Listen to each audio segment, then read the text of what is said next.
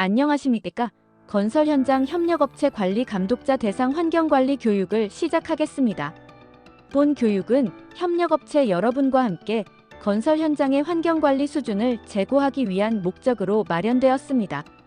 협력업체를 대상으로 진행되는 이번 교육을 통해 현장에서 반드시 준수해야 할 주요 환경관리 사항에 대한 이해도를 높이고 실질적인 관리 역량을 강화하고자 합니다. 비산먼지 억제, 폐기물의 적정 처리, 소음 저감 등 건설 현장에서 필수적으로 수행되어야 하는 핵심 환경관리 항목들에 대해 구체적으로 설명드릴 예정입니다. 본 교육을 시작하기에 앞서 최근 기후변화 및 환경법규 강화에 따라 건설 현장은 철저한 환경관리가 요구되는 상황입니다. 이와 관련하여 실제 건설 현장에서 환경법규를 위반해 처벌을 받은 사례들을 함께 공유드리고자 합니다. 특히 수도권 지역에서는 비산먼지와 관련된 규정이 더욱 강화되어 철저한 점검이 이뤄지고 있으며 그 외 지역에서도 환경관리 미비로 인한 적발 사례가 지속적으로 발생하고 있는 실정입니다. 이러한 상황을 바탕으로 본 교육에서는 공사 현장에서 반드시 준수해야 할 환경관리 사항들을 보다 구체적이고 상세하게 안내드릴 예정입니다. 현장의 환경 위반 리스크를 사전에 예방하고 불이익이 발생하지 않도록 적극적인 관심과 이행을 부탁드립니다. 첫 번째, 비산먼지 관리입니다. 건설 공사 현장에서 발생할 수 있는 비산먼지를 줄이기 위해 다음 사항들을 철저히 준수해 주시기 바랍니다. 작업 중에는 살수 장비를 활용하여 비산먼지 발생을 최소화해 주시고 야외에 보관 중인 야적 물질에는 반드시 방진 덮개를 설치해 주시기 바랍니다. 또한 야외에서 절단 작업을 실시할 경우에는 간이 칸막이나 집진기 등의 장비를 함께 사용하여 먼지가 외부로 확산되지 않도록 조치해야 합니다. 살수 조치 이행 사항입니다. 현장 출입 수송 차량에 대해서는 세륜기를 이용해 주시고 세륜기가 없는 현장의 경우에는 이동식 고압 살수기를 활용하여 차량 측면에 살수한 후 운행해 주시기 바랍니다. 추가로 현장 내에서 토사 및 골재와 같은 분체상 물질을 싣거나 내리는 경우에는 해당 지점에 고정식 또는 이동식 살수 시설을 설치하여 운영해야 합니다. 예시 동영상입니다. 토사상 하차식 고압 살수기를 활용하여 비산먼지 억제에 노력해 주시기 바랍니다. 다음은 야적 물질 보관에 관한 사항입니다. 현장에서 야외에 야적 물질을 1일 이상 보관하는 경우 방진 덮개를 설치해야 합니다. 야적 토사의 높이에 대한 명확한 법적 기준은 없지만 무릎 높이 정도의 야적물에 대해서도 법적 처벌을 받은 사례가 있으니 참고해 주시기 바랍니다. 다음은 야외 절단에 관한 사항입니다. 현장에서 타설 공정 진행 시 야외에서 목재 절단 작업이 이루어지는 경우가 있으며 조경공사 및 마감공사의 경우에는 석재 절단이 자주 이루어지고 있습니다. 이러한 작업 시에는 이동식 간이 칸막이와 집진 시설을 설치하여 비산먼지가 외부로 흩날리지 않도록 조치해 주시기 바랍니다. 최근 지자체 및 특별사법경찰이 위 사항에 대해 중점적으로 점검하고 있으니 각별히 유의해 주시기 바랍니다. 두 번째, 폐기물 관리입니다. 폐기물 관리 중 중요 사항으로는 폐기물 덮개 설치, 분리보관소 운영, 폐기물 임시 보관 시 기준 준수가 있습니다. 폐기물 덮개 설치에 관한 사항입니다. 현장에 압롤박스가 있는 경우 폐기물 배출 시점을 제외하고는 상부에 덮개를 설치해야 합니다. 또한 압롤박스 없이 톱마대를 이용해 현장에 폐기물을 보관하는 경우에는 상부를 밀봉하거나 천막 등으로 덮어주시기 바랍니다. 다음은 분리보관소 운영입니다. 현장에서 폐기물 보관 시 가연성, 불연성, 재활용품 등 성상 확인 후 지정된 장소에 종류별로 구분하여 분리 보관해 주시기 바랍니다. 다음은 임시 보관에 관한 사항입니다. 현장 작업 장소에서 발생한 폐기물을 임시로 보관할 경우 해당 위치에 표식을 설치해야 합니다. 또한 폐기물 임시 보관 시 보관 구역 내 폐기물을 소형마대 등에 보관하여 흩날리지 않도록 밀봉 조치를 하거나 덮개를 설치해 주시기 바랍니다. 세 번째, 소음 관리입니다. 공사장 소음은 민원의 주요 원인 중 하나이기 때문에 생활소음 규제 기준을 준수하기 위한 지속적인 관리가 필요합니다. 이에 따라 공사 현장에서는 주요 소음 장비의 엔진룸에 방음 시설을 설치해 주시고 필요한 경우에는 이동식 방음 시설도 함께 설치해 주시기 바랍니다. 또한 알폼을 해체할 때에는 소음이 외부로 확산되지 않도록 소음 억제 조치를 병행해 주시기 바랍니다. 건설 장비 방음벽 설치에 관한 사항입니다. 굴삭기 엔진룸, 항타기 공기 압축기 등 주요 건설 장비에서 발생하는 소음원에 대해서는 차음 조치를 시행해야 합니다.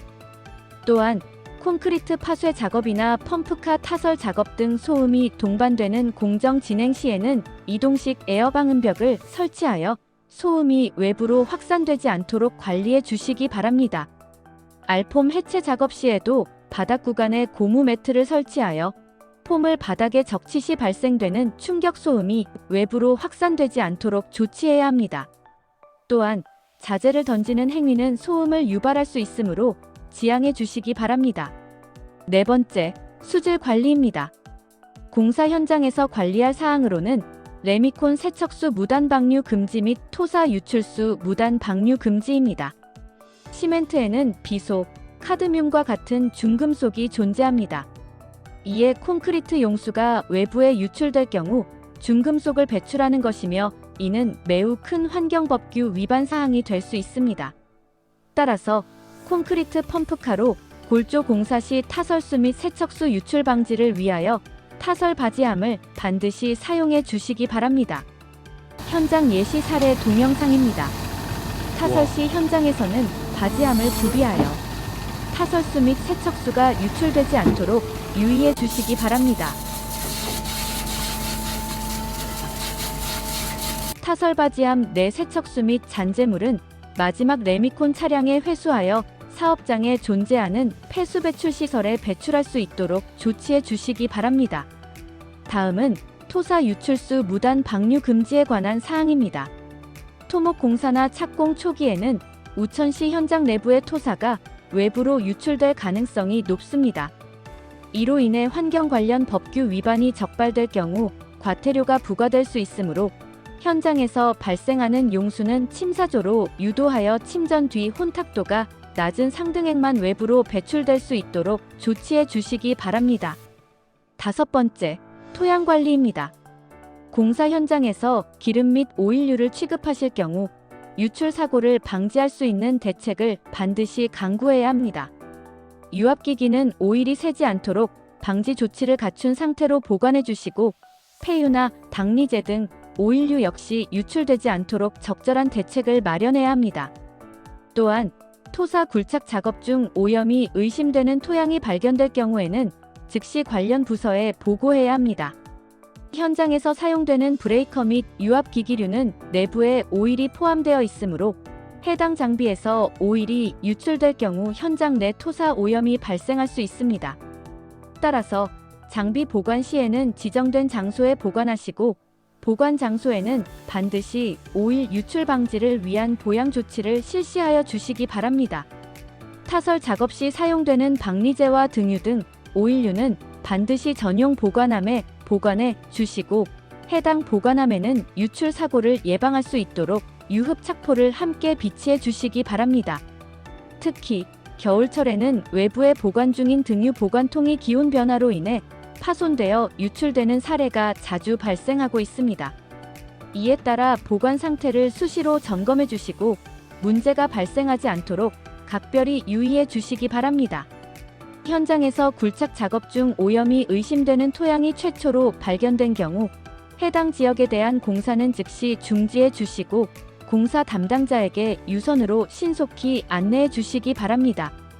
의심 토양 여부는 미각, 시각, 후각을 이용한 육안 검사를 통해 판단할 수 있으며 불쾌한 냄새가 나거나 토양의 색상이 비정상적으로 변색된 경우 해당됩니다. 이와 같은 상황 발생 시에는 성분 분석을 통해 오염 여부를 명확히 확인한 후 공사를 재개해 주시기 바랍니다. 마지막으로 온실가스 관리입니다.